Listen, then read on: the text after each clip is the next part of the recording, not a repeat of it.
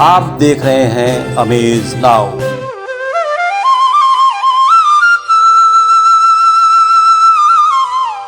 नमस्कार, मैं हूं अरविंद श्रीवास्तव। आप देख रहे हैं अमेज नाउ की खास पेशकश एस्ट्रो वर्ल्ड नाउ। आप सभी को 9 वर्ष की बहुत सारी बधाइयाँ, मुबारक हो। जिंदगी का 1 साल पूरा हुआ, कहीं खुशियाँ तो कहीं गम साथ हुआ। जो बीत गया उस कल से हम सीख लें, आज में जीना सीखें और आने वाले कल से उम्मीद बनाएं। आप सभी का हमारे आज के इस प्रोग्राम में स्वागत है। हमेशा की तरह हमारे साथ आचार्य मनीष मोहन जी एक बार फिर। तो हम सीधे रुख करते हैं आचार्य मनीष जी की तरफ। नए वर्ष में बहुत बहुत स्वागत है आचार्य मनीष मोहन जी हमारे साथ, हमारे दर्शकों की मौजूदगी। ओम गणपतये नमः। आप सभी देशवासियों को 2022 की हार्दिक शुभकामनाएं। अपने अमेज नाउ के चैनल के सभी दर्शकों को हार्दिक शुभकामनाएं। शुरू करते हैं, हम लोग बातचीत का सिलसिला चलता रहेगा बीच बीच में। जो शुरुआत करते हैं हम नवमंडल में ग्रहों की स्थिति जी, और जो साप्ताहिक राशिफल है, नया वर्ष है, नई शुरुआत, नया उमंग, नया जोश के साथ शुरू होगा। लेकिन इसमें आपकी कुंडली क्या कहती है? 2022 के सप्ताह की शुरुआत में 3 जनवरी 2022 से 9 जनवरी 22 के बीच ग्रह स्थिति इस प्रकार से है। सूर्य शुक्र धनु राशि में, शनि बुध मकर में, बृहस्पति कुंभ राशि में, राहु वृष में, मंगल केतु वृश्चिक में। सप्ताह के शुरुआत में चंद्रमा धनु राशि पे विराजमान रहेंगे। जी, इस सप्ताह कोई तीज त्योहार? सामान्यतः कोई त्योहार नहीं है। जी, चलते हैं साप्ताहिक राशिफल की ओर। जी, मेष, भाई बहनों का सहयोग रहेगा, आय में वृद्धि होगी, किसी मित्र के सहयोग से रोजगार व्यापार के अवसर प्राप्त होंगे, राजनीति में वर्चस्व में की वृद्धि होगी। वृष, संयम से रहें, क्रोध से बचें, शासन सत्ता का सहयोग मिलेगा, शैक्षिक कार्यों में सफलता मिलेगी, साक्षात्कार इत्यादि में अच्छी सफलता मिलेगी। मिथुन, आत्मविश्वास से परिपूर्ण रहेंगे, परंतु धैर्यशीलता आवश्यक है। परिवार के साथ धार्मिक यात्रा होगी, कचहरी कोर्ट कचहरी के केस में सफलता मिलने का योग, पिता से आशीर्वाद लेवें, कोई बड़ी सफलता आपका इंतजार कर रही है। जी, रोकना चाहेंगे आपको। हम दोस्तों दर्शकों आपको याद दिलाना चाह रहे हैं कि पिछले 3 सप्ताह से हम लोग प्रत्येक जो 12 राशियां हैं उनके स्वभाव, जातकों के लक्षणों के बारे में भी विस्तार से जो हम लोग हर सप्ताह किन्हीं 2 राशियों पर बात करते हैं। पिछले सप्ताह भी हम लोगों ने बात किया था सिंह और कन्या राशि पर। जी, तो उसी तरह से आज भी हम लोग तुला और वृश्चिक में बात करेंगे, लेकिन उसको इस साप्ताहिक राशिफल की बात। तो जो अभी शेष राशिफल बचे हैं। जी, कर्क, दाम्पत्य सुख में वृद्धि होगी, पिता का सानिध्य बना रहेगा, संतान के स्वास्थ्य पर ध्यान रखें, चिकित्सा में खर्च बढ़ सकते हैं, सप्ताह के अंत में सुखद समाचार। सिंह, छने रुष्टा छने दुष्टा की प्रवृत्ति से बचें, नौकरी में अधिकारियों का सहयोग प्राप्त होगा, कार्य क्षेत्र में वृद्धि होगी, गृह से संबंधित कोई कार्य आपका सिद्ध होगा। कन्या,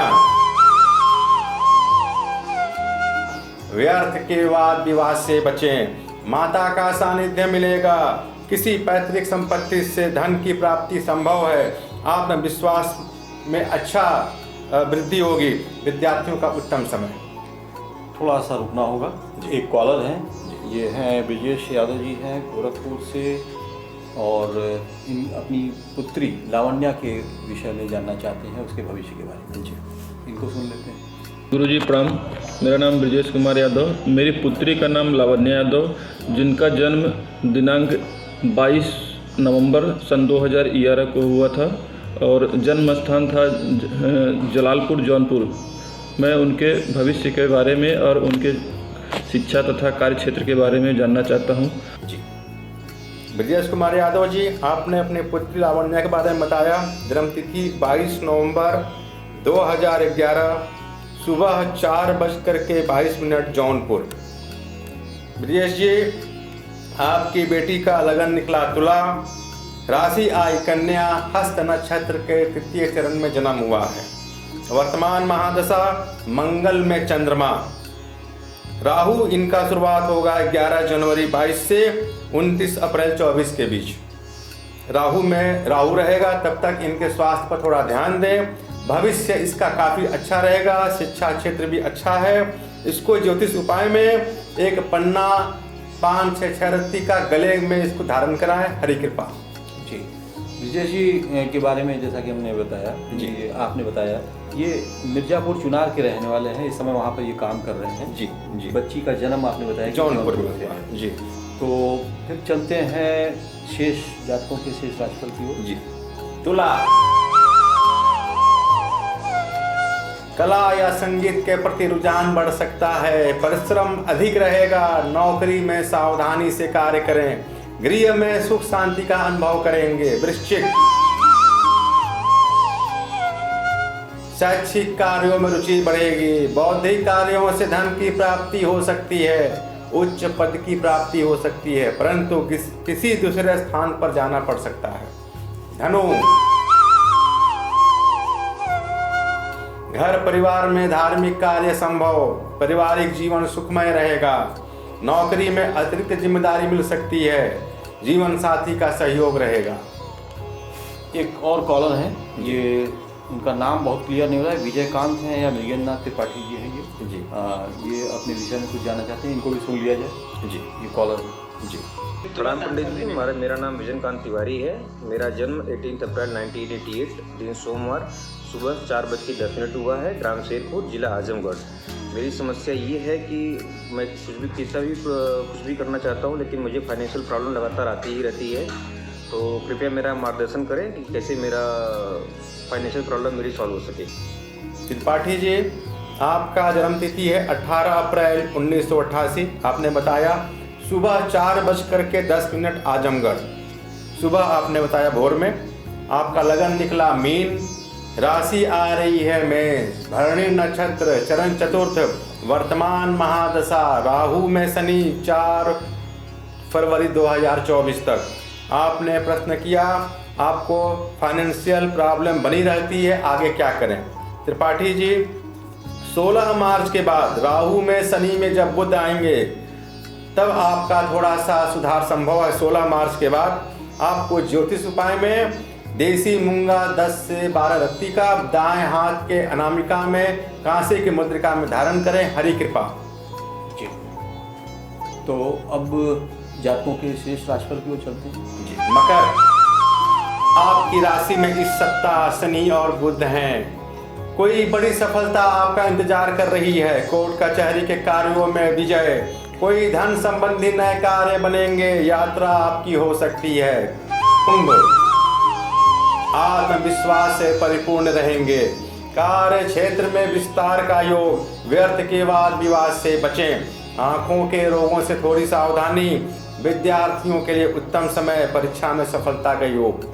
मीन, मन थोड़ा परेशान रहेगा, परिवार के साथ कोई धार्मिक यात्रा का योग बन रहा है, वस्त्र या उपहार का योग है, माता के स्वास्थ्य पर ध्यान रखें, राजनीतिक क्षेत्र में कोई रुकावट आ सकती है। जैसा कि हम लोगों ने शुरू में बात किया था कि जो राशियां हैं उनका अपना विशेष स्वभाव होता है, बिल्कुल, स्वभाव पर हम लोग चर्चा करेंगे। जी, तो अब वो समय आ गया है, उस पर हम लोग चर्चा कर लें। बिल्कुल। तो बात शुरू करते हैं हम लोग तुला राशि से। जी, आज हम लोग बात करेंगे तुला और वृश्चिक पे। पहले तुला राशि।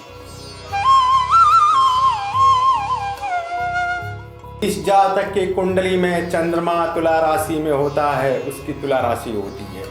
यह पुरुष जाति, वायु तत्व, श्याम वर्ण और पश्चिम दिशा का स्वामी होता है। काल पुरुष में शरीर के नाभि के नीचे के अंगों का इसका विचार होता है। इस राशि के जातक अकारण ही क्रोध करने वाला किंतु तुरंत शांत होने वाला भी होता है। दयालु, धन वाला, घर में ही पराक्रम करने वाला, व्यापार में चतुर, देवताओं का पूजन करने वाला, मित्रों के प्रति दयालु, प्रदेशवासी तथा मित्रों का प्रिय होता है। राशि रत्न इनका हीरा या ओपल, दिन इनका शुक्रवार होता है। अब हम लोग बात करेंगे वृश्चिक राशि पे। जी, वृश्चिक, इनकी आकृति बिच्छू की तरह होती है। यह राशि स्त्री जातक जल तत्व, शुभ वर्णी, उत्तर दिशा का स्वामी ब्राह्मण वर्णी होता है। थोड़ा कफ प्रवृत्ति भी होती है। बहुसंतति युक्त जातक, दृढ़ निश्चयी, तीक्ष्ण वाणी, तेज बोलने वाला किंतु स्पष्ट वक्ता होते हैं। शरीर के जननेंद्रिय का विचार इसी राशि से किया जाता है। बाल्य अवस्था से ही प्रदेश या घर से दूर रहने वाले होते हैं। थोड़ा इनका स्वभाव क्रूर रहता है और इनके आँख हल्के पीले रंग के होते हैं। अभिमानी, अपने भाई बंधुओं से सदा ही अच्छा वाद विवाद करने वाला, मतलब स्पष्ट वक्ता। माता के प्रति बहुत अच्छा भाव नहीं रहेगा रखने वाला, निर्मोही इसको आप बोल सकते हैं। अपने साहस से धन प्राप्ति करने वाला, अपने कार्यों से थोड़ा अलग पहचान दिखता है। छने रुष्टा, छने तुष्टा इनकी प्रवृत्ति भी होती है। राशि रत्न इनका मूंगा, दिन मंगलवार होता है। बहुत मज़ेदार बातें बताई आपने तुला और वृश्चिक राशियों वाली, जो हम रिसीव कर सके। आपने बहुत सारे लक्षण बताए जी। उसमें से जैसा कि आपने बताया कि तुला राशि के बारे में, जातक ऐसे जातक जो तुला राशि से संबंधित हैं जी, घर में ही पराक्रम दिखाने वाला और अकारण क्रोध करने वाला लेकिन तुरंत शांत हो जाने वाला, दयालु और धन बली होता है। दयालु भी होते हैं। दयालु और धन बली भी होता है, ऐसा आपने बताया। जी। ठीक इसी तरीके से वृश्चिक राशि के बारे में बताया कि माँ और बंधुओं से कोई खास लगाव न रखने वाला हो। जी। अपने साहस से धन एकत्र कर सकता है। जी।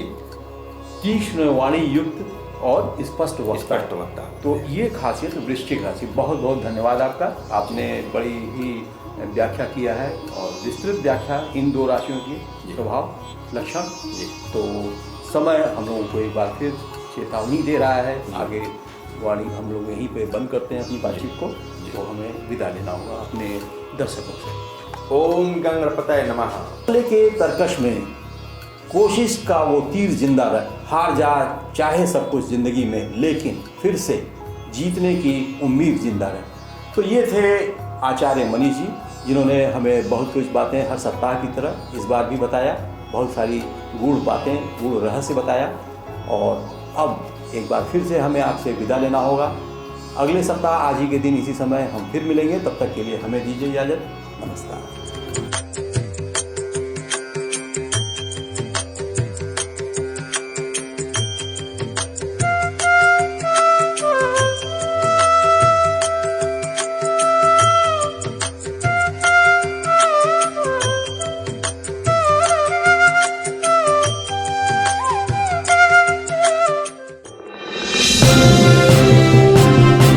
आप देख रहे हैं अमेज नाउ।